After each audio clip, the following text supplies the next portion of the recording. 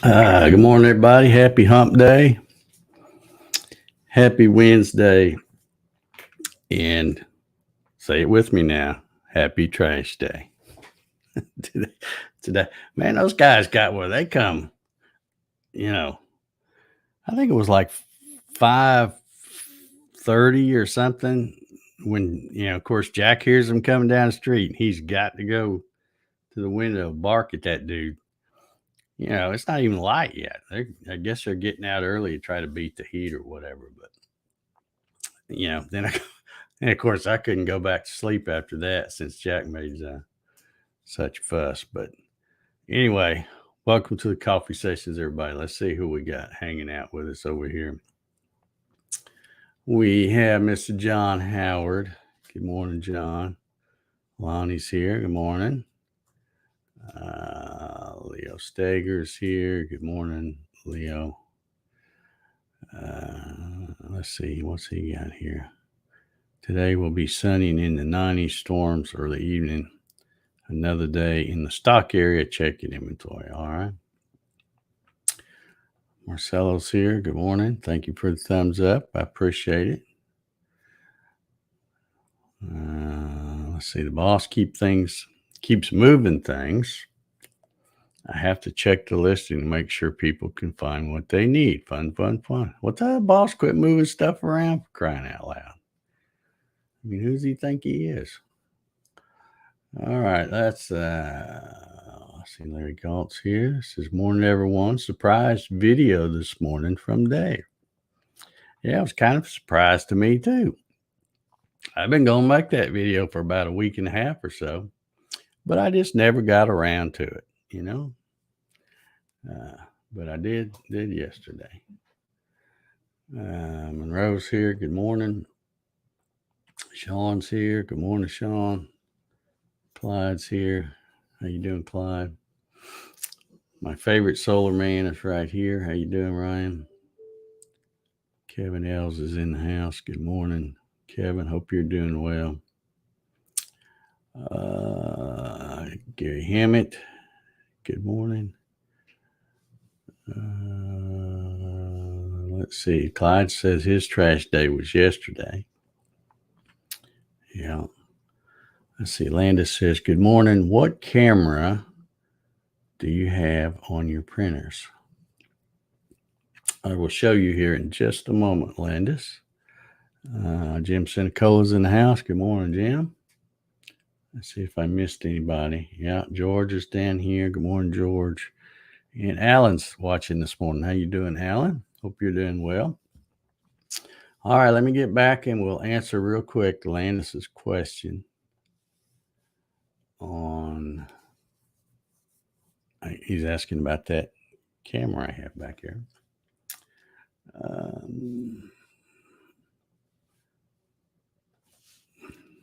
If I can spell it right.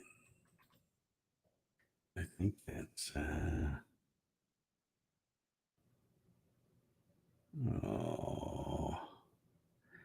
well, I'm finding it, but let me go look at it this way.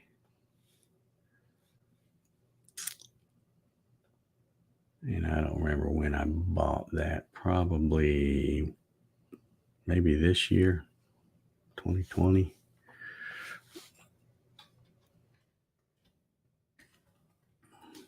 There it is. Okay, here we go. This, I bought it in November 22nd, 2019. I bought, what this is, Landis, is I have a Harbor Freight. Yes, I said Harbor Freight security system. It was one of those impulse purchases. I got an email from them and it was on sale and stuff. And I'm like, yeah, I've always wanted a security system. So I bought theirs. It's a Cobra, whatever that means.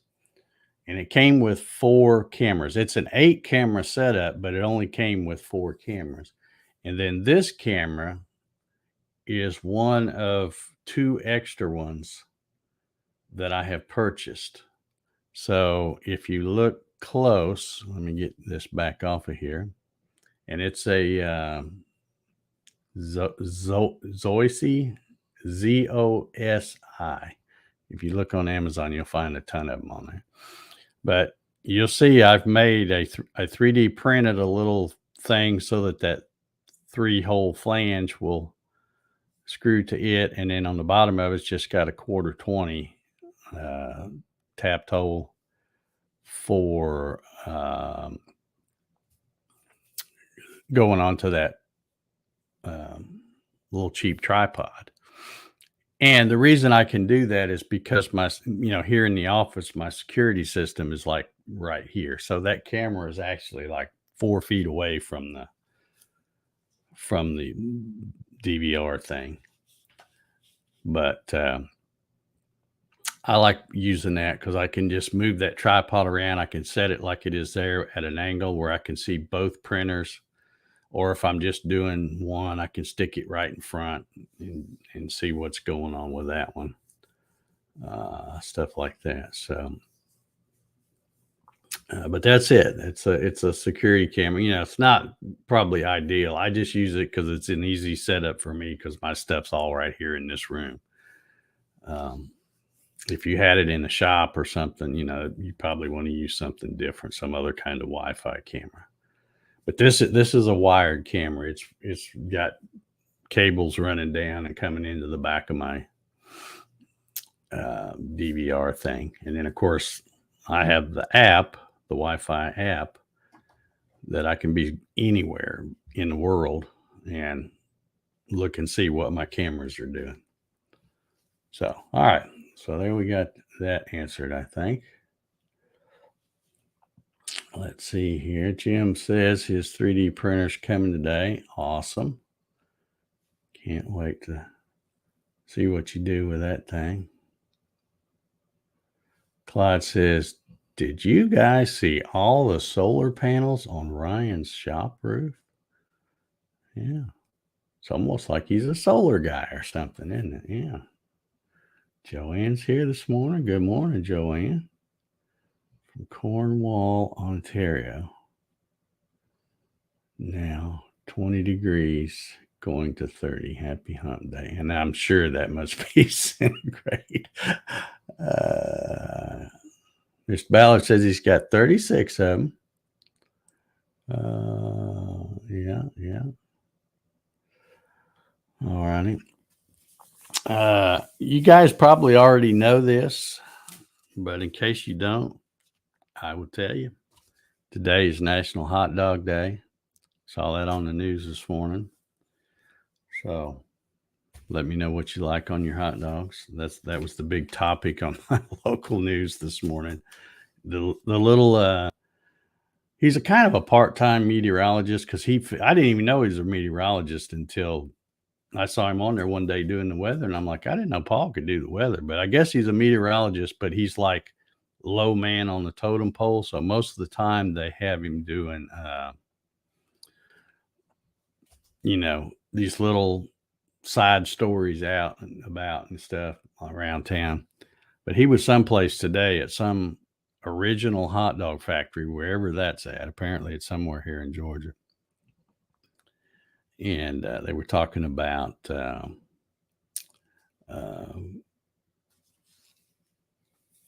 about it being National Hot Dog Day. And, what do you like on your hot dog? Some people like only mustard. Some people like only ketchup. Some people put mustard and ketchup. Some people put relish. Some people put chili. Some people put slaw. I tell you, one of the coolest hot dogs I ever had, and I've had a few since then, just making them myself at home. But I went to see Alabama play in Bryant-Denny Stadium one spring. It was like their first game of the season. And I go to get something from the concession stand. They had this thing called a slaw dog. Or no, is that what it was called? Yeah, I think that's what they called it. But anyway, it had like sauerkraut on it. And I thought, I don't know if I'm going to like that or not. But I thought, well, I'll try it. And man, it was delicious. It was really delicious. Okay, we've got an imposter. Joanne is not really Joanne, it's Duane. So Duane is in the house. I should have remembered that because I thought when I saw that name, I'm like, yeah, I think that's the one where it's not really that person, it's somebody else. But man, that coffee's good. Leo says mustard and sweet relish. I go for that, and that'll work.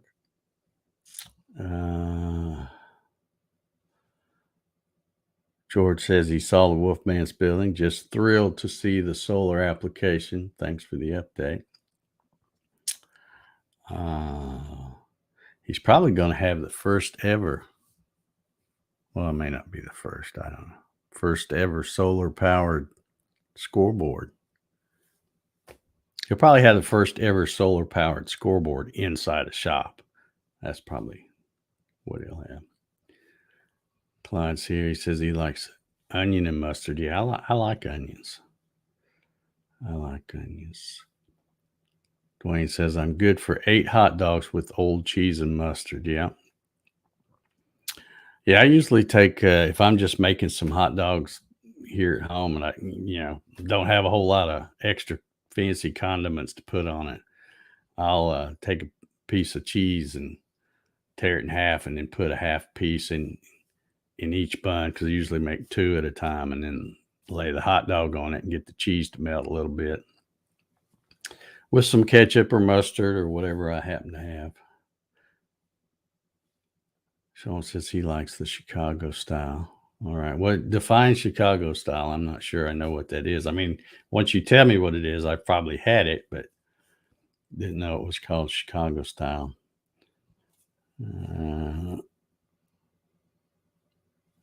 Let's see. Ryan says, I'm going to start calling hot dogs politicians. Just lips and a-holes. Okay.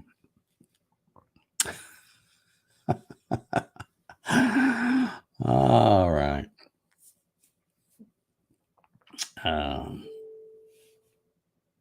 Yeah, so that's all the news I got today. That's all I saw was National Hot Dog Day.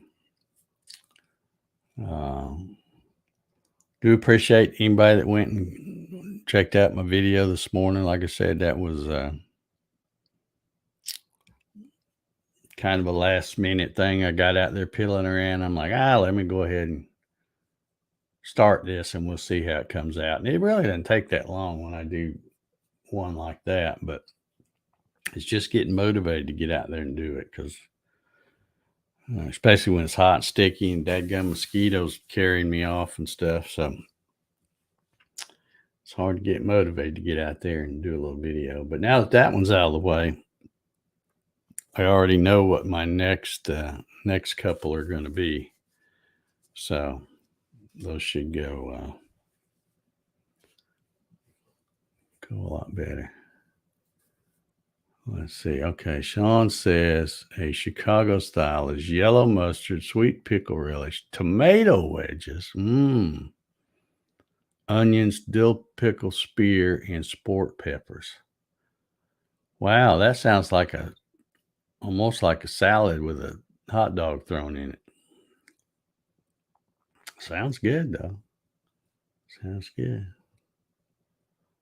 Yeah. Ryan says he watched it. Yeah. I appreciate you.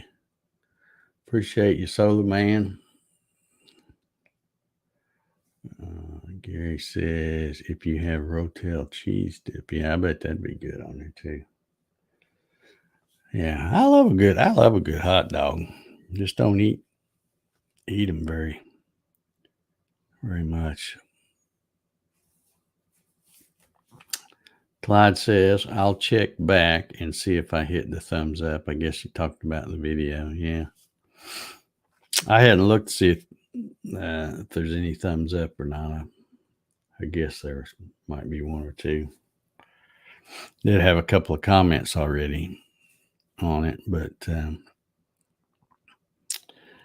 yeah, kind of anxious to shoot some videos. Again, the main reason I got that thing is because I think people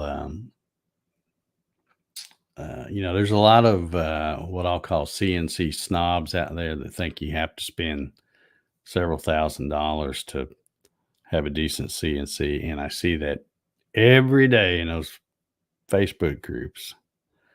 And so that was one of the reasons why I wanted one of these to check it out for myself. And then after I did, I'm like, yeah, you can do a lot with these little. You just can't do nothing very big because they're tiny machines.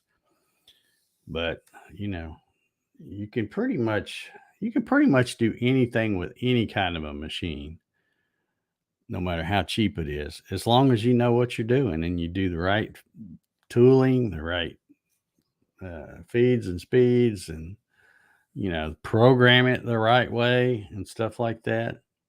Um, like I said, there's just a lot of the CNC snobs out there these days, but that's okay. It's what makes the world go round, right?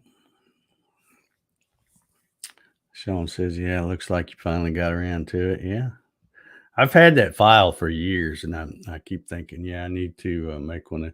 And that piece was kind of perfect for it because it was a 5 inch round piece of walnut. It was about 1 inch thick. It's really too thick, but it had some wormholes all in the side of it. So I didn't try to.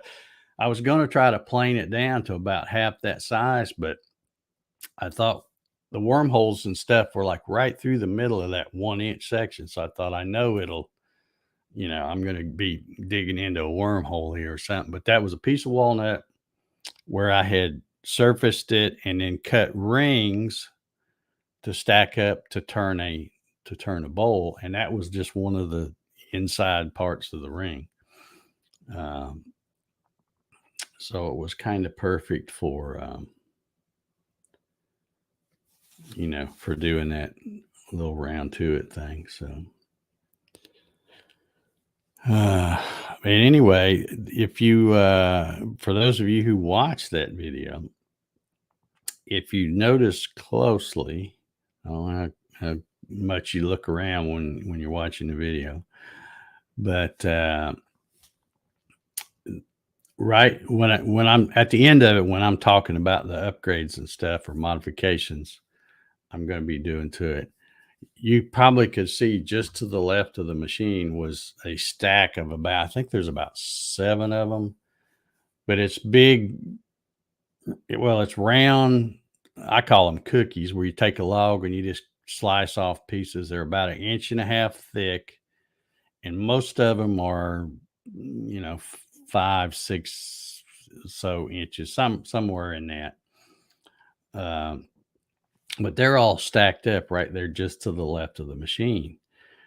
And after I went out to the shop and cut some of that stuff up, I'm like, yeah, I'm not going to use this for turning bowls or anything. I'll just, but I wanted to make them about 1.5 inches. So when I do some 3D relief carvings with that 3018, you can get them where you got them pretty deep and stuff. But the problem is with that 1.5 inches, you run out of Z clearance. The Z height, you run out of all that really quick. So I'm saving those, and I'll be doing a bunch of little small 3D things, kind of similar to this one. This is the one I didn't do a video on this one, but I did like a little video clips, and I had it on Facebook and Instagram or something. But and of course, this one I couldn't make. This one, as you look, you can see it don't stick out very far because it's not that thick. So that's why I wanted to start out with a thicker chunk and be able to make some, make some stuff that sticks up out of the material farther. But let's see here. Clyde says, if I win the lottery, I'll get a Haas CNC. Yeah, they're one of the best. They are one of the best. And a little pricey. But like I say, if you win the lottery, I know I won't win the lottery because I don't play. They tell me you got to play to win, and I don't ever play, so my chances of winning are 0. Says I like the idea of you 3D printing parts to make it the Z height. Yeah, that's what I've done. In fact, they're still right here. But this is one side here. This is what I'll be putting on there, and that will raise that whole gantry 2 inches, or 51 millimeter, or 50.8 if you want to be exact.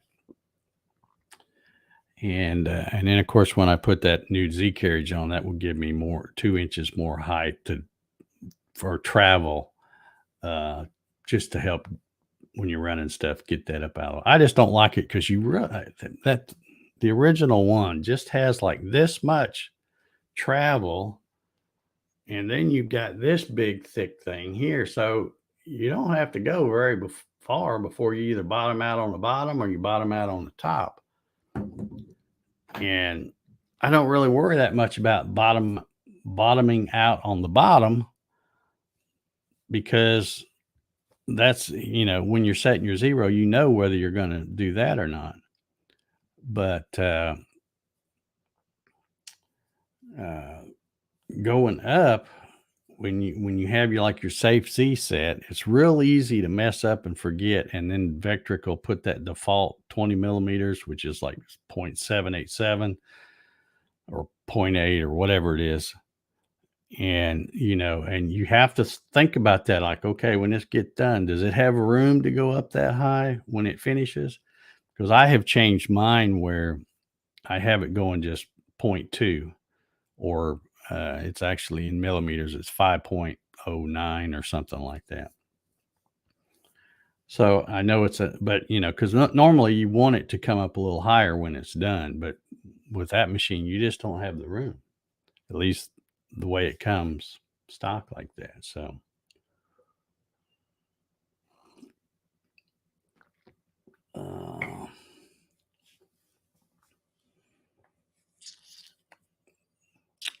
Joanne, aka Duane, says, how the price of lumber down there for a 2x12 by 16, $55.95, and 3/4 plywood is $56.95 a sheet at Home Depot. Now I'm assuming, I know what the price of the Pure Bond plywood is, and it's way more than that. It's about, if you get birch, it's right at $90 a sheet, and if you get maple, it's about $93 a sheet. As of a week ago when I looked, who knows? It might be higher than that now. As for the other, I don't know about a 2x12 by 16 because haven't shopped for any of those, but I was looking at 2x4s the other day, and a 2x4 was almost $5. It was $4.85 just for an 8-foot stud. And that was at Lowe's and not Home Depot. Home Depot's probably a little bit more. I don't mind shopping at Lowe's if I'm getting just construction lumber and stuff like that. But the plywood I use for the Gatton kits, the only place I can get that Pure Bond is Home Depot. Lowe's does not carry it. So let's see. LB says, make it better. Yeah, that's what I'm going to do with that 3018. I'm going to build it back better.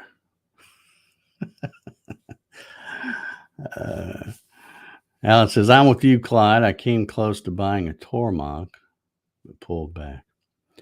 I have looked at those things. I really would love to have one of those, except I don't have any room. But they would be fun to play around with, because I'm a sheet metal guy anyway, so I like messing around with metal.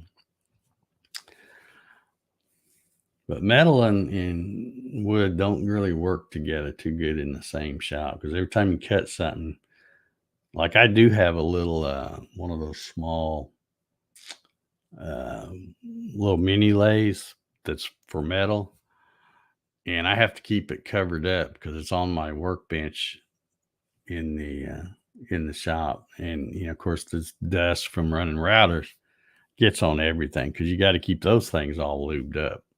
So yeah. But anyway, let's see. It's about my time's just about up. What's anybody gonna do today? Anybody got big plans? Ryan, is it too soon to ask when we might be seeing a update photo of the scoreboard hanging on the shop wall? Is it too soon? I'm just really wanting to see that thing go. I'm probably more excited about it than you are. When I saw that picture you first posted on your trailer, I thought, now how cool is that? A big old scoreboard. That's going to be awesome. Clyde says Maple Pure Bonds 104. Oh my gosh. Now you got me wanting to go look. Let me go look real quick. Come on. Oh.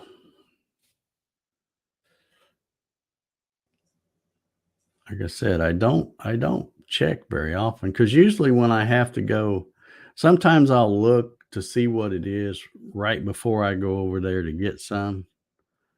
But it's like doesn't really matter. I gotta have it. So man, we got something going on here. Oh, it doesn't like that. Let me clear. Okay, that cleared that out. Let's see if I can.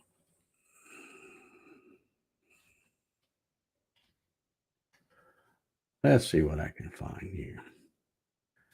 Okay, 4x8. No, it hadn't gone up since the last time I looked. The maple plywood is $92.78 or just about $93, and the birch is $89.88. So right at $90. But that's plenty high enough for me. And I got a sneaking suspicion it's probably not going to go back down. Or if it does, I bet it won't go back down much. But I used to pay like $50 a sheet for that stuff. When I first started, it was right at $50. And it has slowly gone up almost double in let's see, about 6 years now.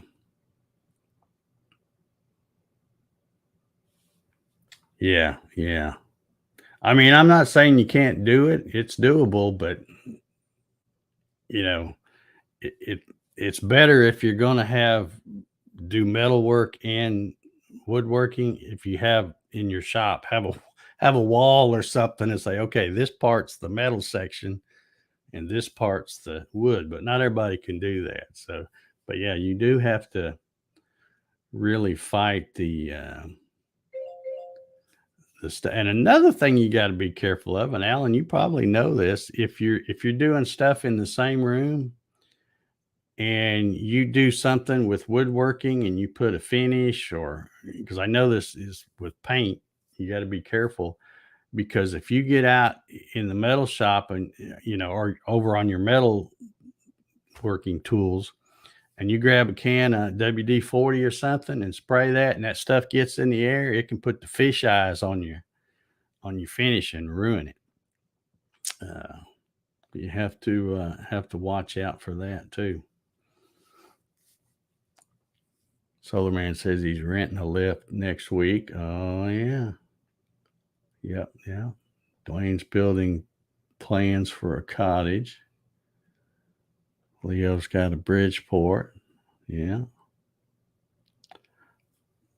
Is that in loony bucks? Let's see. Oh, Clyde was talking about Canadian dollars. So I guess I don't know what the conversion would be. Probably about the same then, isn't it? It'd be 90, almost $93 US and 100 and something Canadian, I guess. Yeah, I keep forgetting you live on the other side of the tracks there.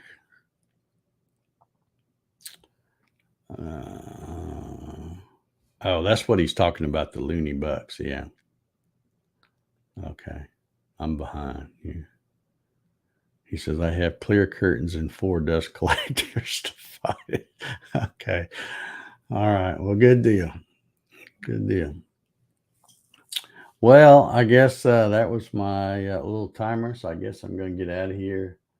Not sure what I'm going to do today. Since I was managed to get out there and get that video done, who knows? Maybe I'll go ahead and start on the next one and start filming the first thing. I'm going to break it down into 2 videos. I'm not going to do all that into one, but I'm going to raise the gantry height first. That'll be one video.